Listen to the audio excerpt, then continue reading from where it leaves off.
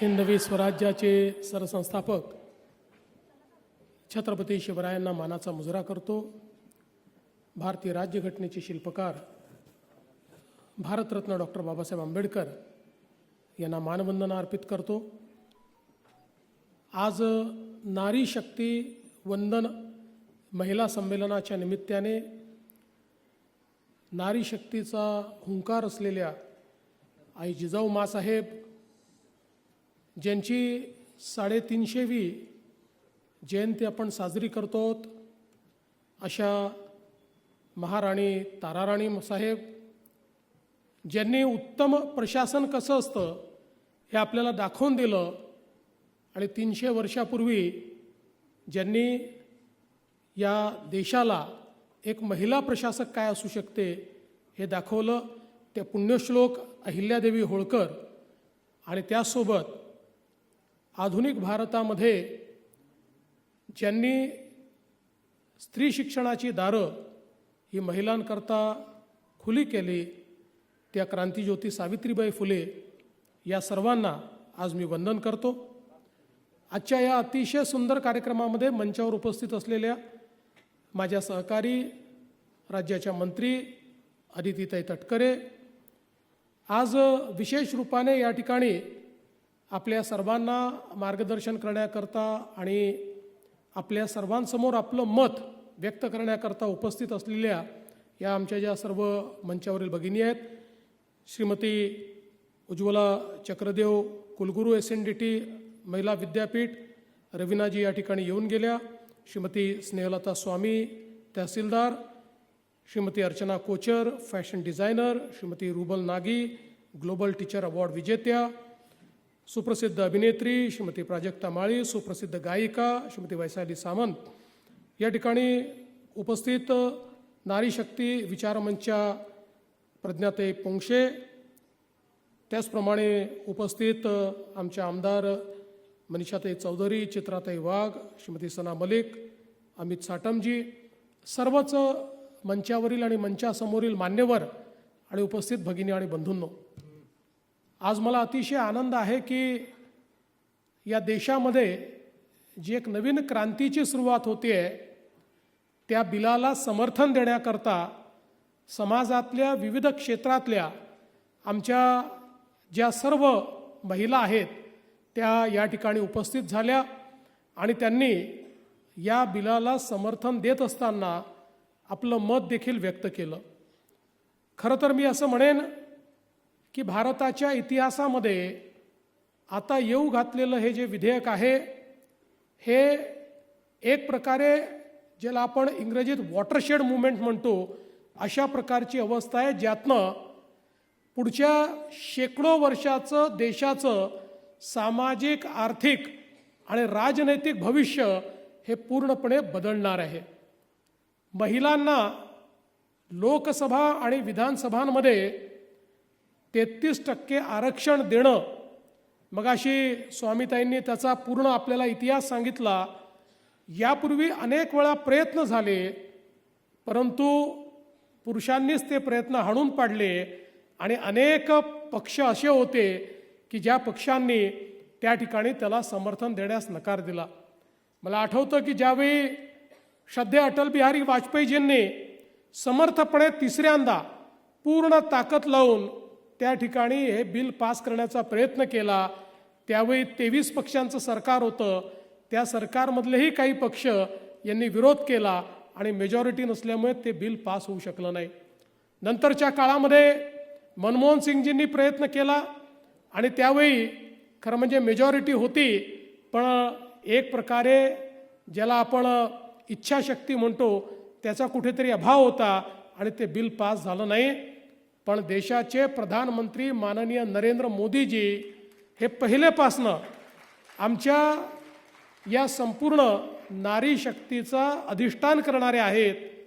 खऱ्या अर्थानं आपण जर बघितलं तर मोदीजींनी हा जो काही प्रवास केलेला आहे तो बेटी बचाओ बेटी पढाओ पासून सुरू झाला।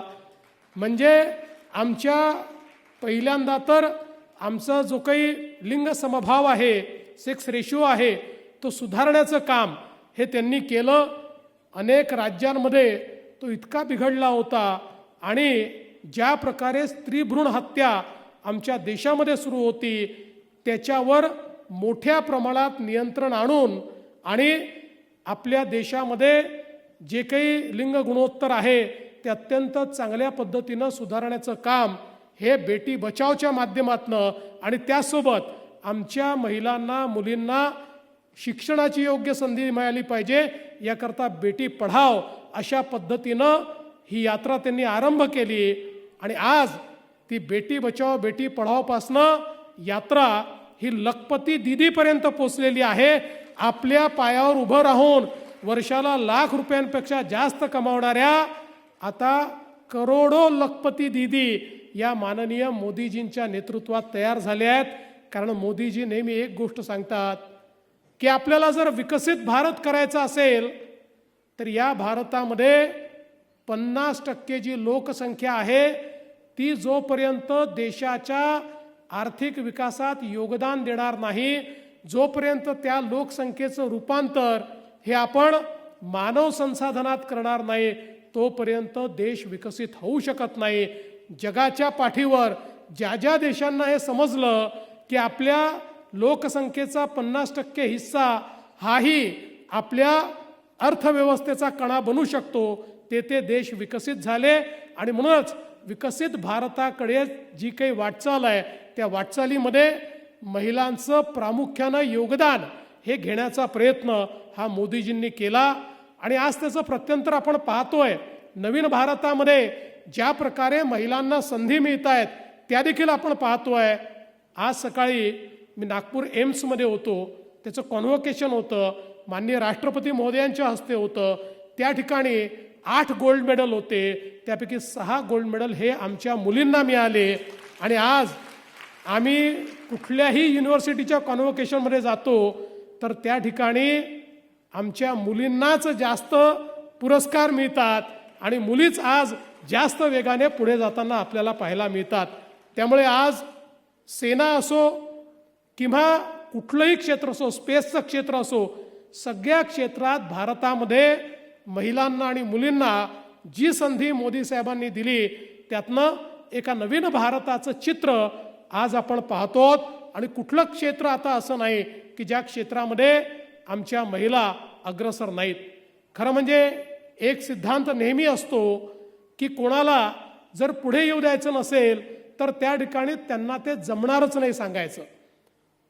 आपण जगामध्ये बघितलेलं आहे, संधी मिळाली तर प्रत्येक व्यक्ती स्वतःला साबित करू शकतो, प्रूव्ह करू शकतो.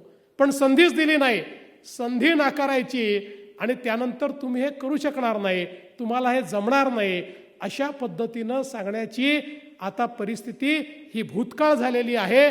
आता जिथे संधी द्याल तिथे आमच्या महिला या पुढे जाणारच आहेत. आता त्यांना कोणी थांबवू शकत नाही. आणि म्हणूनच आज आपण बघितलं, मगाशी समीराजींनी सांगितलं, महाराष्ट्रामध्ये आमचं सरकार आल्यावर पहिल्या महाराष्ट्राच्या मुख्य सचिव, पहिल्या महाराष्ट्राच्या DGP, पहिल्या महाराष्ट्राच्या फॉरेस्ट चीफ, पहिल्या मुंबई महानगरपालिकेच्या आयुक्त या सगळ्या पदांवर आज महिला, आणि त्या काही आमच्या शिफारसीने नाही, त्यांच्या सक्षमतेने त्या पदापर्यंत पोचल्या. आम्ही केवळ यापूर्वीही सक्षम महिला होत्या पण दुर्दैवाने त्यांना ती पदं नाकारली जायची. आता ते दालन खुलं झालं आणि ती पदं त्यांना मिळत आहेत आणि अतिशय उत्तम काम या सगळ्या आमच्या महिला अधिकारी करताना आपल्याला या ठिकाणी पाहायला मिळत आहेत. आणि म्हणूनच आज खऱ्या अर्थानं आपण महानगरपालिका आणि जिल्हा परिषदांमध्ये महिलांना ज्यावेळी आरक्षण दिलं, मला आजही आठवतं, मी 92ला पहिल्यांदा नगरसेवक झालो, ते पहिलं वर्ष होतं, त्यावेळेस पहिल्यांदा महिलांना आरक्षण मिळालं होतं. आणि त्या काळामध्ये परिस्थिती अशी होती की निवडून आलेल्या महिलांपैकी 90% महिलांचे नवरेच त्या ठिकाणी काम करताना दिसायचे आणि ते नगरसेविका पती म्हणून त्या ठिकाणी काम करायचे, सरपंच पती म्हणून काम करायचे. एक नवीन डिग्री त्यांनी स्वतःकरता तयार केली होती. पण आज ज्यावेळी त्याच्यानंतर 5 वर्षांनी पुन्हा ज्यावेळेस मी महापौर झालो होतो त्यावेळी मी बघितलं परिस्थिती बदलली होती. 50% महिला सक्षमतेनं काम करत होत्या. आणि हे बदलता बदलता आज आपण पाहतोय क्वचितच 5, 7, 10% तेवढंही नाही, एक बोटावर मोजण्या इतक्या महिला अशा आपल्याला दिसतील की ज्यांचे पती हे पाठीमागून सगळ्या गोष्टी चालवतात. पण आज निवडून येणाऱ्या आमच्या महिला या सक्षमतेनं त्या ठिकाणी काम करता आहेत, वेगवेगळ्या पदांवर काम करता आहेत, स्वतःच्या भरोशावर निवडून येत आहेत. आणि सगळ्यात महत्त्वाचं, मगाशी उल्लेख झाला की आता 33% मिळालं, 50%पर्यंत पोचू. मी तुम्हाला सांगतो, महाराष्ट्रातल्या सगळ्या महानगरपालिका आणि जिल्हा परिषदांमध्ये आरक्षण 50% आहे, पण महिलांची संख्या 55 ते 59% आहे. म्हणजे एक प्रकारे स्थानिक स्वराज्य संस्थांमध्ये आता महिला राज आलेला आहे. आणि मला विश्वास आहे की आता हे जे बिल आलेलं आहे, कारण आपण विचार करा की आज आपण आपल्या लोकसभेमध्ये आत्तापर्यंतचा आपला रेकॉर्ड हायेस्ट रेशिओ हा 18% गेलेला आहे. तो कमी अधिकच होत असतो. आता मोदीजींनी हे जे विधेयक आणलेलं आहे, या विधेयकानंतर आज आपल्या लोकसभेमध्ये 73 महिला खासदार आहे. 2029 रोजी 273 महिला खासदार असतील. 200 महिला खासदार या अधिकच्या आपल्याला लोकसभेमध्ये दिसतील. तसंच विधानसभांमध्ये देखील खूप मोठ्या प्रमाणात या ठिकाणी आमच्या महिला खासदार त्या आमदार या काम करताना दिसतील. आज खरं म्हणजे या विधेयकाचं दुसरं महत्त्व काय आहे? अनेकांनी सांगितलं हे विधेयक तर आपण यापूर्वीच पारित केलं आणि मोदीजींनी संविधान संशोधन करून त्या ठिकाणी महिला आरक्षणाच्या संदर्भातला जो काही संविधानात संशोधन करायचं होतं ते ऑलरेडी केलेलं आहे. मग हे विधेयक काय आहे? हे विधेयक म्हणजे खऱ्या अर्थानं मोदीजींची इच्छाशक्ती आहे. कारण ज्यावेळी आपलं संविधान संशोधन झालं त्यावेळी संविधान संशोधन करताना असं सांगण्यात आलं होतं की नवीन सेन्सस आणि डिलिमिटेशन या 2 गोष्टी झाल्यानंतर या ठिकाणी महिला हे जे काही आरक्षण आहे ते लागू होईल. आणि आपल्याला माहिती आहे सेन्ससही पुढे गेलं, सेन्सस पुढे गेल्यामुळे डिलिमिटेशन पुढे गेलं. त्यामुळे कुठल्याही परिस्थितीत 2029 पासून लागू होऊ शकत नव्हतं.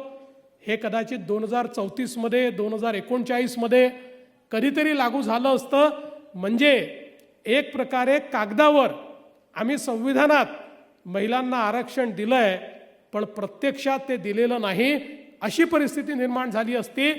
आणि मोदीजींची जर इच्छाशक्ती नसती तर ते सांगू शकले असते की पहिल्यांदाच कोविडसारख्या महामारीमुळे सेन्सस होऊ शकलं नाही, ते आता पूर्ण होत आहे, ते झाल्यानंतर मग सगळ्या एक्सरसाइजेस होतील, आपल्या कायद्यातच ते म्हटलेलं आहे असं म्हणून ते टाळू शकले असते.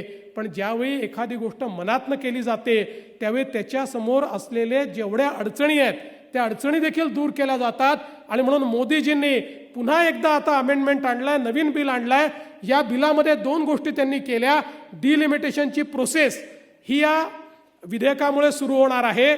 त्यामुळे कुठल्याही परिस्थितीमध्ये पुढच्या 1 वर्षात डिलिमिटेशन हे पूर्ण होऊन 2029ला जे निवडणूक लोकसभेची होईल त्याला हे रिझर्वेशन लागू होणार आहे. आणि यासोबत जो काही या ठिकाणी दुसरा प्रश्न होता की एकीकडे आपल्याला या संदर्भात जो काही अमेंडमेंट केली होती ती लागू करायची होती, पण सेन्ससचा प्रश्न होता. तर सेन्ससचा प्रश्न सोडवण्याकरता मोदीजींनी सांगितलं नवीन सेन्सस होऊ शकत नसेल तर हरकत नाही, 2011च्या सेन्ससवरच आता आम्ही डिलिमिटेशन करू. म्हणजे कोणीही 2029 करता थांबावं लागणार नाही, थांबणार नाही. 2029 मध्ये हे आपल्याला लागू करता येईल. आणि म्हणून या 2 अमेंडमेंटमुळे खऱ्या अर्थानं मोदीजींच्या इच्छाशक्तीमुळे जे कदाचित 10 वर्ष टळलं असतं ते आता पूर्ण होत आहे. आणि कुठल्याही परिस्थितीमध्ये 2029च्या लोकसभेमध्ये 273 महिला खासदार या आपल्याला पाहायला मिळतील. तुमच्या माहितीकरता सांगतो, आज आता जी काही आपली खासदारांची संख्या आहे या खासदारांच्या संख्येमध्ये मेजॉरिटी करता 273 खासदार लागतात. आता तेवढ्याच महिला या आपल्या लोकसभेमध्ये आपल्याला त्या ठिकाणी पाहायला मिळतील. आणि म्हणून मला असं वाटतं की एक अत्यंत महत्त्वाचा अशा प्रकारचा हा एक हे पाऊल मोदीजींनी उचललेलं आहे. आणि आपल्याला एक याची कल्पना आहे की देशाचं सर्वोच्च स्थान जे आहे ते देशाची संसद आहे, राज्याच्या विधानमंडळं आहेत. या संसदेत आणि विधानमंडळामध्ये ज्यावेळी इतक्या मोठ्या प्रमाणात आमच्या महिला येतील, त्यातनं महिला नेतृत्व तयार होईल. आज आपण बघा 33% आरक्षण आलं तरी तुम्ही माझं म्हणणं हे या ठिकाणी लक्षात ठेवा आणि टिपून ठेवा. पहिल्याच निवडणुकीमध्ये तुम्हाला 40% महिला या खासदार म्हणून पाहायला मिळतील. कारण जिथे आरक्षण नाही तिथनंही आमच्या महिला निवडून येतात, त्या निवडून येतील. आणि म्हणून मला असं वाटतं की एक अत्यंत महत्त्वाचं जे सभागृह आहे, या सभागृहाचं नेतृत्व हे ज्या क्षणी महिलांना मिळेल, मला असं वाटतं या देशामध्ये त्यानंतर महिलांच्या विकासाला, महिलांच्या नेतृत्वाला कोणी थांबवू शकणार नाही.